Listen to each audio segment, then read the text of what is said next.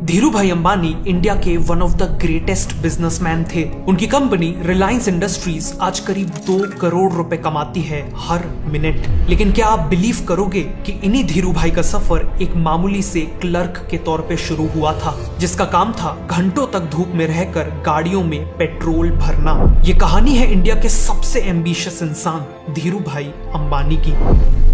कहानी की शुरुआत होती है 1932 में। गुजरात के चौरवाड़ गांव में जन्म होता है धीरज लाल हीराचंद अंबानी का। उनके फादर एक स्कूल टीचर थे, रिस्पेक्टेड थे, लेकिन उनकी सैलरी एक बड़ी फैमिली को चलाने के लिए सफिशिएंट नहीं थी। 7 लोगों का परिवार जैसे तैसे 2 कमरों के घर में रहता था, लेकिन ये गरीबी धीरूभाई का हौसला नहीं तोड़ पाई। बचपन से ही उनमें एक अलग कॉन्फिडेंस, एक अलग हंगर थी। लोगों को लगता था कि ये लड़का जरूर कुछ करेगा। 12 साल की उम्र में वो पढ़ाई के लिए जूनागढ़ आ गए। उनके गरीब बैकग्राउंड के चलते उन्हें बहादुर कांजी हाई स्कूल में फ्री स्टूडेंट के तौर पे एडमिशन मिल गया। 1940s में इंडिया अभी भी ब्रिटिश रूल के अंदर था, इसीलिए 1946 में केवल 14 साल के धीरूभाई ने अपने दोस्त कृष्णकांत वकारिया के साथ मिलकर जूनागढ़ विद्यार्थी संघ नाम से एक स्टूडेंट ऑर्गेनाइजेशन बनाई और इंडिपेंडेंस मूवमेंट में जोर शोर से हिस्सा लिया। 1949 में उन्होंने मैट्रिकुलेशन एग्जाम पास कर लिया, लेकिन अब आगे क्या? ना पैसे थे, ना कोई फैमिली बिजनेस और ना ही कोई कनेक्शन। ऐसे में उनकी कम्युनिटी के एक पुराने ट्रेडिशन ने रास्ता दिखाया। दशकों से यंग गुजराती लड़के अरेबियन कंट्रीज ट्रैवल करते थे। वह 8 से 10 साल काम करके पैसे इकट्ठा करते थे और फिर वापस आकर खुद का धंधा स्टार्ट करते थे। इसीलिए 16 साल के धीरूभाई भी एक स्टीमर पर बैठकर घर से 2400 किलोमीटर दूर एडेन की ओर निकल पड़े। एडेन में उन्होंने ए बेसियन कंपनी में जॉब इंटरव्यू दिया। ये कंपनी रेड सी रीजन का 80% ट्रेड कंट्रोल करती थी। इनका काम कार्स, एनिमल हाइड्स और पेट्रोलियम प्रोडक्ट्स जैसे कई प्रोडक्ट्स का था। लकीली उनके इंटरव्यूअर भी एक गुजराती थे, मंगल भाई पटेल। इंटरव्यू में उन्हें एक टाइम्स ऑफ इंडिया के आर्टिकल को पढ़कर इंग्लिश में समरी लिखने को कहा गया। उन्होंने इस टेस्ट को कंफर्टेबली पास कर लिया और उन्हें ऑन स्पॉट जॉब मिल गई। इनिशियली उनका काम था घंटों तक धूप में रहकर गाड़ियों में पेट्रोल भरना और साथ ही शेल के पेट्रोलियम, ऑयल और ग्रीस प्रोडक्ट्स को जगह जगह जाकर मार्केट करना। कई साल बाद इंटरव्यूअर मंगल भाई पटेल ने रिकॉल किया कि धीरूभाई के बारे में उनका फर्स्ट इंप्रेशन था उनके वॉक करने का तरीका। उनके फुटस्टेप्स काफी हैवी थे। वो ऐसे चलते थे जैसे उन्हें कहीं पहुंचना हो और समय कम हो। अर्ली 1950s में धीरूभाई ने एक इंटरेस्टिंग चीज नोटिस की। एडेन में यूज होने वाली करेंसी थी येमेनी रियाल। रियाल में जितना सिल्वर कंटेंट था, उस सिल्वर की वैल्यू खुद उस कॉइन के एक्सचेंज रेट से भी ज्यादा थी। मान लीजिए कि एक रियाल कॉइन की वैल्यू 10 ब्रिटिश पाउंड्स के बराबर थी, लेकिन उसी रियाल में जो सिल्वर कंटेंट था उसकी मार्केट वैल्यू 12 ब्रिटिश पाउंड्स की थी। मतलब आप 10 पाउंड्स में एक रियाल कॉइन खरीद सकते थे और उसे मेल्ट करके उसके सिल्वर को 12 पाउंड्स में बेच सकते थे। सीधा 2 पाउंड्स का प्रॉफिट। धीरूभाई ने एग्जैक्टली यही किया। उन्होंने मनी चेंजर से जितने हो सके उतने रियाल्स के ऑर्डर प्लेस कर दिए, फिर कॉइन्स को मेल्ट करके उनसे सिल्वर निकलवा लिया और फिर सिल्वर इनगेट्स को लंदन के बुलियन डीलर्स को बेच दिया। करीब 3 महीनों तक ये ऑपरेशन चला, लेकिन फिर सर्कुलेशन में रियाल की कमी होने के चलते अथॉरिटीज को शक हो गया और धीरूभाई को ये काम रोकना पड़ा। लेकिन तब तक उन्होंने कुछ लाख रुपए कमा लिए थे। 1956 तक कई प्रमोशंस के बाद धीरूभाई एडेन मिलिट्री बेस पे रिफ्यूलिंग ऑपरेशंस के मैनेजर बन चुके थे। लेकिन वो केवल अपनी जॉब तक लिमिटेड नहीं रहे। जॉब के बाद वो एडेन सूख जाने लगे और वहां ट्रेडर्स को ऑब्जर्व करके सीखने लगे और जल्द ही खुद भी राइस, शुगर और बाकी कमोडिटीज में ट्रेडिंग करने लगे। 1954 में 22 साल की उम्र में उनकी शादी जामनगर के पोस्टमैन की बेटी कोकिला बेन से हो जाती है, जिसके बाद वो भी धीरूभाई के साथ एडेन आ जाती हैं और 1957 में एडेन में ही जन्म होता है उनके पहले बेटे मुकेश अंबानी का। 1958 में एडेन आए उन्हें करीब 10 साल हो चुके थे और तभी 26 साल के धीरूभाई ने सोच लिया कि अब किसी और के लिए काम करने का समय खत्म हुआ। अब बारी थी खुद का एम्पायर बिल्ड करने की और इसी सोच के साथ वो इंडिया वापस लौट आए। उन्होंने बॉम्बे में अपने कजन चंपकलाल दमानी के साथ पार्टनरशिप में एक बिजनेस स्टार्ट किया। ऑफिस के नाम पर एक 350 स्क्वायर फीट का कमरा, एक टेलीफोन, एक टेबल और 3 कुर्सियां थी और कंपनी का नाम था रिलायंस कमर्शियल कॉर्पोरेशन। शुरुआत में ये एडेन में मसालों को और इथोपिया, सोमालिया और कीनिया में टेक्सटाइल्स को एक्सपोर्ट किया करते थे। लेकिन बहुत जल्द धीरूभाई की नजर एक बेटर बिजनेस अपॉर्चुनिटी पे पड़ी। उन्होंने देखा कि इंडिया में सिंथेटिक थ्रेड्स जैसे नायलॉन, विस्कोस और पॉलिएस्टर की बहुत भारी डिमांड थी। टेक्सटाइल इंडस्ट्री इन थ्रेड्स का यूज करके कपड़े बनाना चाहती थी, क्योंकि इनसे बने कपड़े अफोर्डेबल, क्रीज प्रूफ और क्विक ड्राइंग होते थे। प्रॉब्लम ये थी कि इन थ्रेड्स का जो प्रोडक्शन इंडिया में होता था वो केवल 10 से 20% डिमांड ही फुलफिल कर पाता था। वहीं दूसरी तरफ गवर्नमेंट गवर्नमेंट ने इनके इंपोर्ट्स पर स्ट्रिक्ट रिस्ट्रिक्शंस लगा रखे थे, जिसके चलते इंडिया में इनकी भारी शॉर्टेज थी। गवर्नमेंट ने आरईपी यानी रिप्लेनिशमेंट लाइसेंस का एक सिस्टम बना रखा था। ये लाइसेंस टेक्सटाइल एक्सपोर्टर्स को मिलते थे। फॉर एग्जाम्पल, अगर ये एक्सपोर्टर 100 रुपए का टेक्सटाइल एक्सपोर्ट करते थे तो उसके बदले इन्हें 20 रुपए के आर्टिफिशियल थ्रेड्स इंपोर्ट करने की परमिशन मिल जाती थी। गवर्नमेंट का आइडिया था कि वो इस तरीके से एक्सपोर्ट इंपोर्ट को बैलेंस कर सकेंगे। अब धीरू भाई ने नोटिस किया कि कई एक्सपोर्टर्स के पास ये लाइसेंस था लेकिन वो इसका यूज नहीं करते थे। इसीलिए धीरू भाई ने उन एक्सपोर्टर्स को सबसे बेस्ट प्राइस ऑफर करके उनसे ये लाइसेंसेस खरीदना चालू कर दिए। इनफैक्ट ज्यादातर लाइसेंसेस खरीद के वो इंडिया के पूरे सिंथेटिक थ्रेड्स इंपोर्ट्स को कंट्रोल करने लगे और ह्यूज डिमांड के चलते कई 100% के प्रॉफिट में इंडियन टेक्सटाइल मैन्युफैक्चरर्स को बेचने लगे। बिजनेस तो तेजी से ग्रो कर रहा था, लेकिन धीरू भाई और चंबक लाल की पार्टनरशिप में कुछ ठीक नहीं था। धीरू भाई एग्रेसिव रिस्क टेकर थे तो वहीं चंबक लाल सेफ खेलना पसंद करते थे। टिपिंग पॉइंट आया 1965 में। धीरू भाई का प्रेडिक्शन था कि सिंथेटिक थ्रेड्स के प्राइसेस फ्यूचर में बढ़ेंगे, इसीलिए उन्होंने इसकी ह्यूज इन्वेंट्री बिल्डअप कर ली ताकि फ्यूचर में बढ़े हुए प्राइसेस में बेच सके। लेकिन चंबक लाल पैनिक कर गए और उन्होंने धीरू भाई को फोर्स किया कि वो इन्वेंट्री को कम कर दे। धीरू भाई ने थ्रेड्स को बेच तो दिया लेकिन किसी और को नहीं बल्कि खुद को ही। 2-3 हफ्तों में प्राइसेस बढ़ गए और उन्होंने मोटा प्रॉफिट कमाया। उन्होंने चंबक लाल को प्रॉफिट शेयर करने का ऑफर भी दिया, लेकिन साथ ही ये भी कहा कि जो बिजनेस समझ नहीं आता उसमें इंटरवीन ना करें। फाइनली उसी साल उन्होंने पार्टनरशिप को स्प्लिट करने का डिसीजन लिया। धीरू भाई और उनके भाई ने 6 लाख रुपए में चंबक लाल से उसके रिलायंस के शेयर्स खरीद लिए।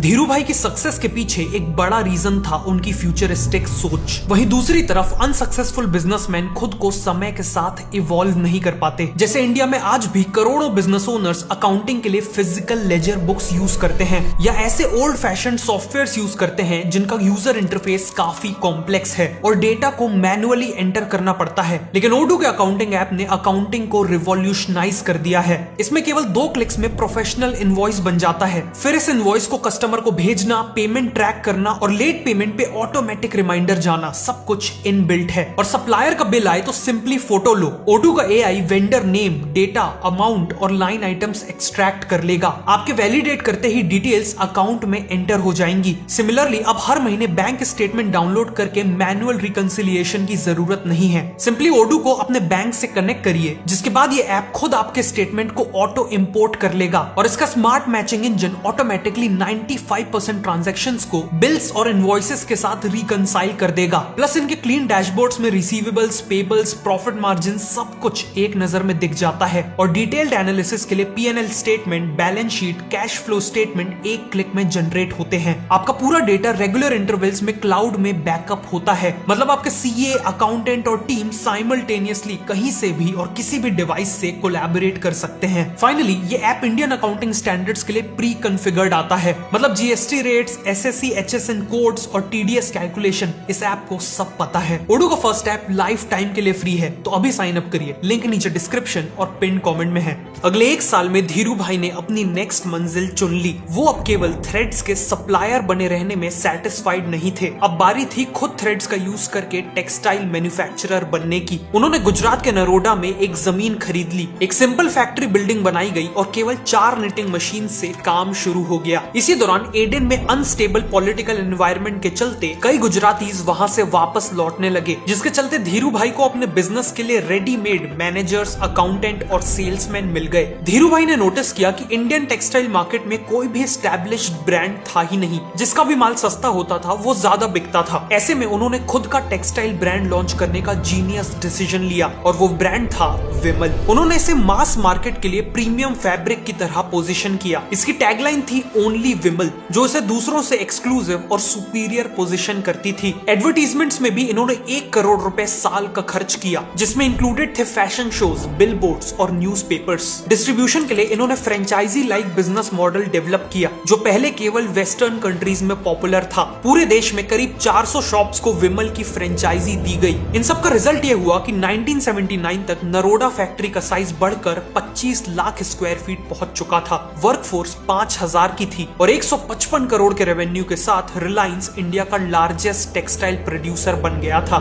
इसी दौरान 1977 में धीरू भाई ने एक ऐसा फैसला लिया जिसने इंडियन स्टॉक मार्केट्स को हमेशा के लिए बदल दिया। उन्होंने लॉन्च किया रिलायंस का आईपीओ। इससे पहले आईपीओ में केवल बिजनेस हाउसेस, इंस्टीट्यूशनल इन्वेस्टर्स और वेल्दी फैमिलीज पैसा लगाया करती थी, लेकिन रिलायंस का फोकस था इंडिया के मिडिल क्लास को पार्टनर बनाना। उन्होंने 10 रुपए पर शेयर के प्राइस पे 28 लाख शेयर्स ऑफर किए। ये आईपीओ 7 टाइम्स ओवर सब्सक्राइब्ड हुआ और 1978 में रिलायंस के शेयर्स बॉम्बे और अहमदाबाद स्टॉक एक्सचेंजेस में ट्रेड करने लगे। न केवल लिस्टिंग में शेयर्स प्रीमियम प्राइस पे खुले, बल्कि कुछ ही महीनों में प्राइसेस बढ़कर 50 रुपए हो गए और इन्वेस्टर्स का पैसा 5 गुना हो गया। पहली बार स्टॉक मार्केट से इंडिया की जनरल पब्लिक ने इतनी बड़ी वेल्थ बनाई थी, लेकिन बहुत जल्द इस कहानी में विलेन की एंट्री होने वाली थी। 1982 में allegedly Kolkata based bear cartel की बुरी नजर रिलायंस के शेयर्स पर पड़ चुकी थी। 18 मार्च को कार्टेल ने पूरी ताकत से रिलायंस के शेयर्स पे अटैक किया। उन्होंने इन शेयर्स की शॉर्ट सेलिंग स्टार्ट कर दी। उनका प्लान था कि वो मार्केट से रिलायंस के शेयर्स को बोरो करेंगे, फिर 131 के करंट प्राइस पर बेच देंगे। जब प्राइसेस नीचे जाएंगे तो और लोग भी पैनिक करके बेचने लगेंगे, जिससे प्राइस क्रैश हो जाएगा। फिर एक हफ्ते बाद वो शेयर्स को गिरे हुए प्राइस पर खरीद लेंगे और जिनसे बोरो किया था उन्हें वापस कर देंगे। पहले के प्राइस और अभी के प्राइस में जो डिफरेंस होगा वो बियर कार्टेल का प्रॉफिट होगा। जनरली शॉर्ट सेलिंग इसी तरह से काम करती है। उस दिन आधे घंटे में बियर कार्टेल ने रिलायंस के करीब 3.5 लाख शेयर्स बेच दिए और प्राइस 131 से गिरकर 121 हो गया। लेकिन फिर कुछ अनबिलीवेबल हुआ।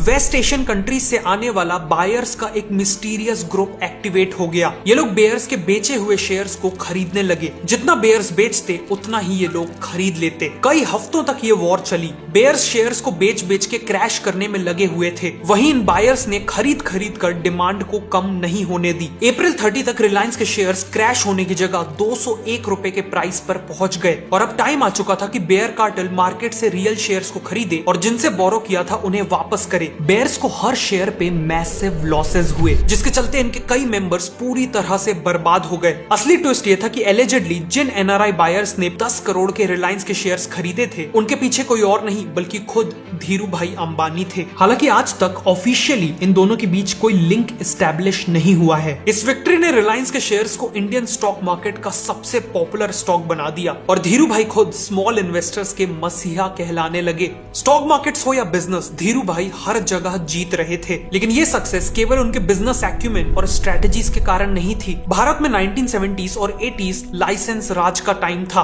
और धीरू भाई को अच्छे से पता था कि बिजनेस में कुछ भी बड़ा करने के लिए उन्हें पावर में बैठे हुए लोगों से स्ट्रॉन्ग रिलेशनशिप्स मेंटेन करनी होगी। इसीलिए रूलिंग पार्टी हो या ऑपोजिशन, धीरू भाई ने सबके साथ अच्छे रिलेशंस मेंटेन करने की पूरी कोशिश की। अलेजिडली इसी इन्फ्लुएंस का यूज करके उन्होंने 1971 में high unit value scheme approve करवा ली। इस स्कीम से पहले नायलॉन टेक्सटाइल एक्सपोर्ट करने पर केवल नायलॉन के थ्रेड्स इंपोर्ट करने की परमिशन मिलती थी, लेकिन अब नायलॉन एक्सपोर्ट करके ज्यादा valuable polyester filament yarn import किया जा सकता था। इस स्कीम का रिलायंस को बहुत फायदा मिला। नो डाउट धीरू भाई एक जीनियस बिजनेसमैन थे, लेकिन जरूरत पड़ने पर वो साम दाम दंड भेद हर तरीके को यूज करना जानते थे और उनका ये साइड नुस्ली वाडिया के साथ उनकी राइवलरी में देखा गया। नुस्ली वाडिया बॉम्बे डाइंग के प्रमोटर थे, जो टेक्सटाइल मार्केट में रिलायंस की डायरेक्ट कॉम्पिटिटर थी। अलेजिडली धीरू भाई ने नाडिया के खिलाफ अपना हर हथियार इस्तेमाल किया। जब बॉम्बे डाइंग का एक मैन्युफैक्चरिंग प्लांट सेटअप हो रहा था तो मिस्टीरियसली गवर्नमेंट ने उनका लाइसेंस 2 सालों तक ब्लॉक कर दिया। जब उनके प्लांट के इक्विपमेंट्स इंपोर्ट होकर आए तो कस्टम्स ने उन्हें इंस्पेक्शन के नाम पे 4 हफ्तों तक रोक के रखा। इसी के साथ वाडिया के खिलाफ एक नेगेटिव मीडिया कैंपेन भी शुरू हो गया। उनके प्लांट को जंक कहा गया और कहा गया कि उनके प्लांट में इंफीरियर प्रोडक्ट्स बन रहे थे। जिन जर्नलिस्ट ने ये रिपोर्ट्स लिखी थी उनमें से कईयों को डर्टी डजन के नाम से जाना जाता था। एलिजिडली ये ऐसे रिपोर्टर्स थे जिन्हें वाडिया के खिलाफ रिपोर्ट्स लिखने के लिए पैसे मिलते थे। लेकिन ये बिजनेस वॉर वन साइडेड नहीं थी। Ramnath Goenka Indian express newspaper के ओनर थे और नुस्ली वाडिया से काफी क्लोज थे। जब गोयंका को लगा कि धीरू भाई ने मीडिया को मैनिपुलेट किया है तो उन्होंने अपना पूरा साम्राज्य रिलायंस के अगेंस्ट लगा दिया। उन्होंने इन्वेस्टिगेटिव जर्नलिस्ट स्वामीनाथन गुरुमूर्ति को हायर किया, जिसने रिलायंस की बिजनेस प्रैक्टिसेस के खिलाफ कई एक्सपोजे लिखे। इसी दौरान 1985 तक रिलायंस के ऊपर करीब 27 करोड़ के एक्साइज इवेजन का नोटिस आ गया था और सीबीआई की इंक्वायरी भी शुरू हो गई। सालों तक चली ये बिजनेस वॉर धीरू भाई के ऊपर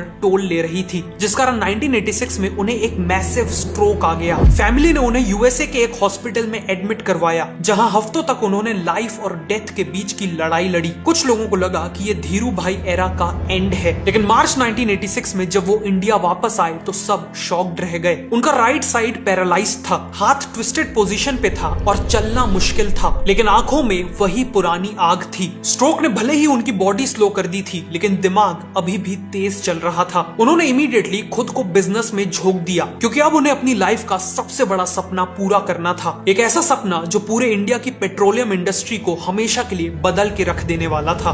1980s तक विमल के टेक्सटाइल्स बनाने के लिए रिलायंस को दूसरों से पॉलिएस्टर थ्रेड्स खरीदने पड़ते थे। एक्चुअली ये थ्रेड्स बनते हैं केमिकल्स से, ये केमिकल्स आते हैं पेट्रोलियम प्रोडक्ट से, पेट्रोलियम प्रोडक्ट्स आते हैं क्रूड ऑयल से, और क्रूड ऑयल रिफाइन होता है रिफाइनरी में। धीरू भाई चाहते थे कि क्रूड ऑयल रिफाइनिंग से लेकर टेक्सटाइल प्रोडक्शन तक सब कुछ रिलायंस खुद करे, यानी कंप्लीट बैकवर्ड इंटीग्रेशन। एक्चुअली उनके इस ड्रीम पे काम 1982 में ही शुरू हो गया था। रिलायंस ने पताल गंगा में अपना पहला पॉलिएस्टर प्लांट बिल्ड किया, जिस प्लांट को बनने में मिनिमम 26 महीने लगने थे। 24 साल के मुकेश अंबानी की लीडरशिप में वही प्लांट केवल 18 महीनों में ऑपरेशनल हो गया। रिलायंस अब पॉलिएस्टर थ्रेड्स तो खुद बनाने लगा, लेकिन पॉलिएस्टर बनाने के लिए केमिकल्स अभी भी दूसरों से खरीद रहा था। इसीलिए 1984 से 1989 के बीच पीटीए, एमईजी और बाकी पेट्रोकेमिकल्स बनाने के लिए भी प्लांट्स डाले गए, जिसके बाद टेक्सटाइल, पॉलिएस्टर और पॉलिएस्टर बनाने के लिए पेट्रोकेमिकल्स भी खुद रिलायंस बना रहा था। लेकिन अभी भी अल्टीमेट गोल बाकी था,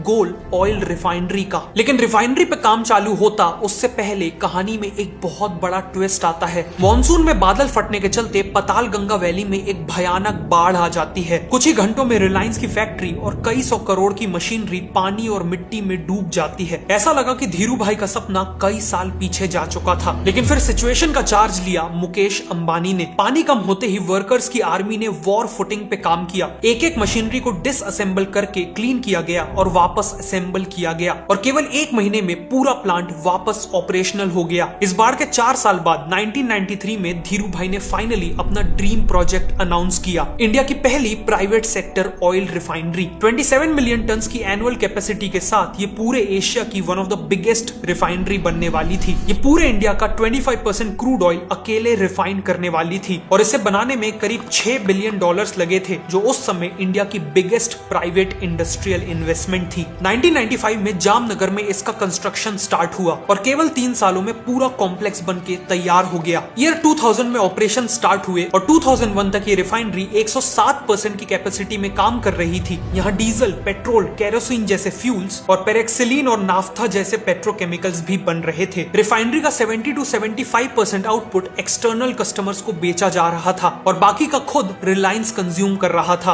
जिसके चलते धीरू भाई का बैकवर्ड इंटीग्रेशन का ड्रीम अब पूरा हो चुका था। ये रिफाइनरी डेजर्ट रीजन में बनाई गई थी, इसीलिए धीरू भाई ने आसपास ग्रीनरी करने के लिए करीब 66,000 मैंगो ट्रीज प्लांट करवा दिए। बाद में 36,800 ट्रीज और ऐड किए गए, जिसने मुगल एम्परर अकबर के 1 लाख मैंगो ट्रीज का रिकॉर्ड तोड़ दिया।